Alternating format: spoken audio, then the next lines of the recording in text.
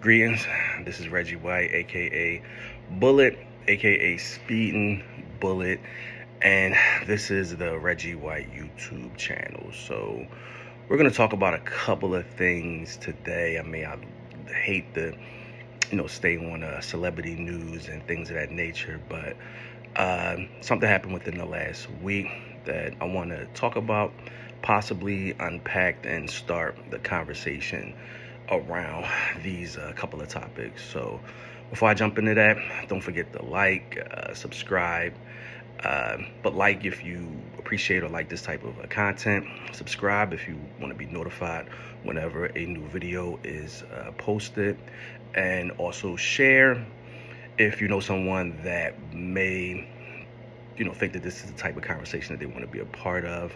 And lastly, comment, engage with the channel with these videos. That's what it's for. It's for engagement, for us to share opinions, perspectives, and learn from each other. So what I want to talk about today involves the rapper T.I., who I've been a T.I. fan for a long time. Love his music, have been listening to him for a very long time.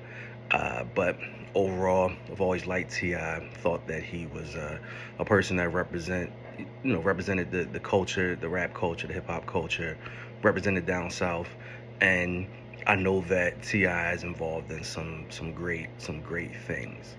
However, T.I.'s had a very interesting week. So I don't know if I've ever seen anything like this, but T.I. was honored by the city of Atlanta. And I'm just gonna pull this up real quick. He was honored. He was given this prestigious Phoenix Award, and this award is given, I think, yearly to a person who represents Atlanta as being a great philanthropist and inspiration for people. So I know that T.I. has done a lot of great things in Atlanta. I think I read somewhere where he opened up this low income housing complex, and part of that unit is specifically for like homeless or unhoused teenagers and things of that nature. So great things that involved T.I. So he was given an award a couple of days ago. He shared some of it on his social media. So it was a great moment for him, his family, his wife. However, a couple of days after that, T.I. And his wife Tiny were sued, for alleged sexual assault. So you guys may have heard of this story. So apparently, and this is from TMZ, a woman, who was going by Jane Doe, she accused T.I. and Tiny of drugging her, putting something in her drink during some type of interaction, I think in 2005. So the story goes a bit, the story goes, she was in a club, met someone who was an affiliate or a person who, was a handler of T.I. and Tiny. This person invited them to a party. They were in the VIP section. They got some drinks. She alleged that she was given a drink by Tiny that she did not order, but I guess they were just flowing, and she drank this drink, and her friend drank a portion of this drink also. But after that, they all got into a couple of cars and went back to a hotel room. And during this time at the hotel room, she alleges that T.I. She alleges that whatever this drink was made her incapacitated, passed out, or whatever. And T.I. allegedly penetrated her with his toe, and she pretty much told him to stop or something of that nature. He made a few comments about her being really intoxicated, I guess, that she couldn't hang or something to that nature. So she's suing him, and this just really is a continuation of a lot of the lawsuits that have been filed within the last couple of weeks. I know within New York, they had um, this time frame that people could sue for any uh, sexual assault that may have happened in the past, and California has the this same or this similar kind of law where people can sue for damages if the only reason why they haven't pursued this is because of the statute of limitation had uh, you know had ran out, and that was the only reason why that it wasn't pursued. Now, this conversation, I kind of want to go in a couple of directions. The first direction is how do we, as black people, how do we settle up our influential people, our heroes, people that we look up to, our celebrities? How do we settle up their their bad moments versus their good moments? And where where do we go when there is questions about misconduct from people who have done a lot of good in the community? Like where do we stand on that?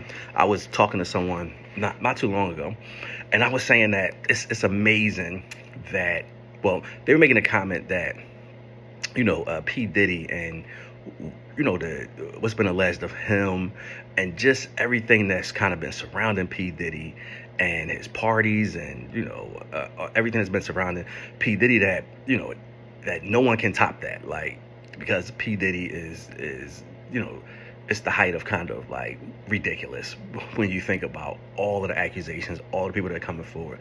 No one has offered any no one stood by P Diddy, so he's probably the worst. But I think about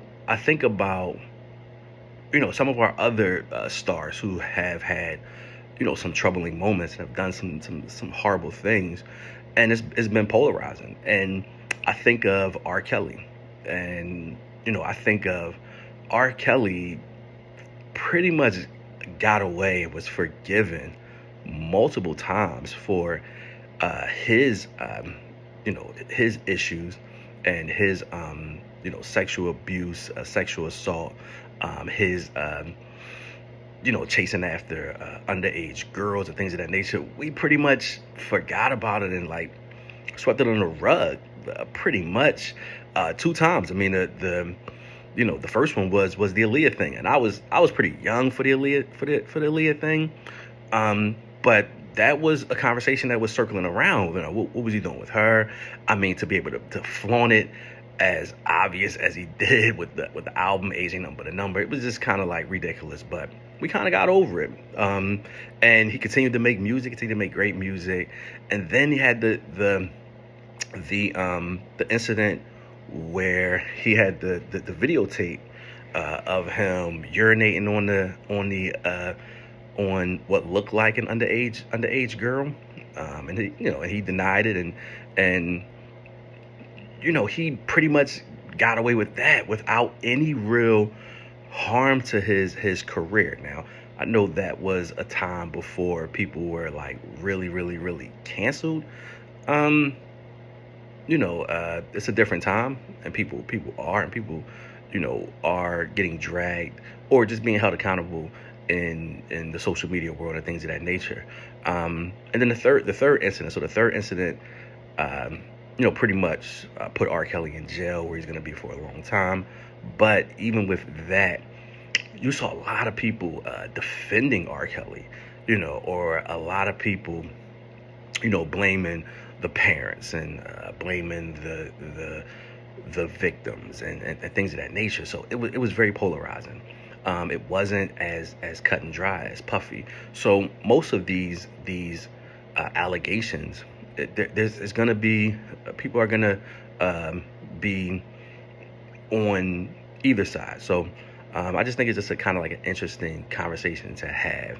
Like how do we settle what what people do, or what people are accused of versus you know our love for them, for their talent, what they bring to our community, even their philanthropy, their giving back to community, being inspirations. How do we settle that up? So for me, the the way I settle it is I try to I want to say compartmentalize people, but people have layers. They have faults. They have great qualities, and some people have bad qualities. I don't know if there's a person who's all good, and I don't know if there's a person who's all bad. I think you take the good with the bad.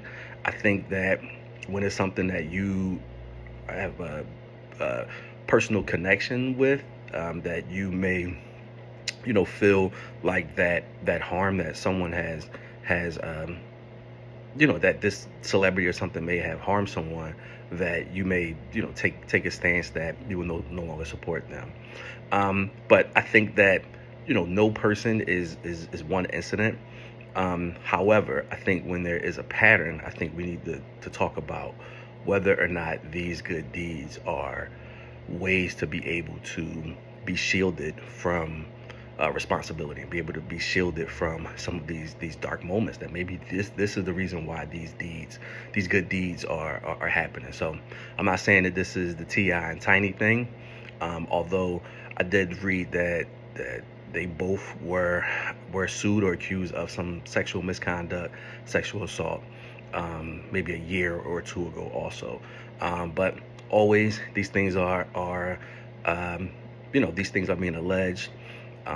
So we have to unpack it, see what the evidence is if possible, and make those decisions about those people based off what we know, and also how we feel.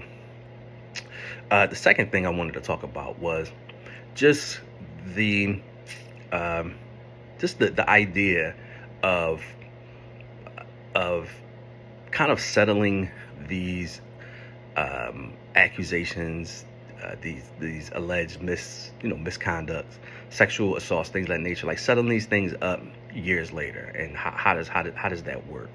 I continue to see people and hear people talk about what took people so long to come forward, and why they're coming forward now, and is this just some type of ploy in order to get money, and things of that nature. And I cringe every time I hear that type of stuff.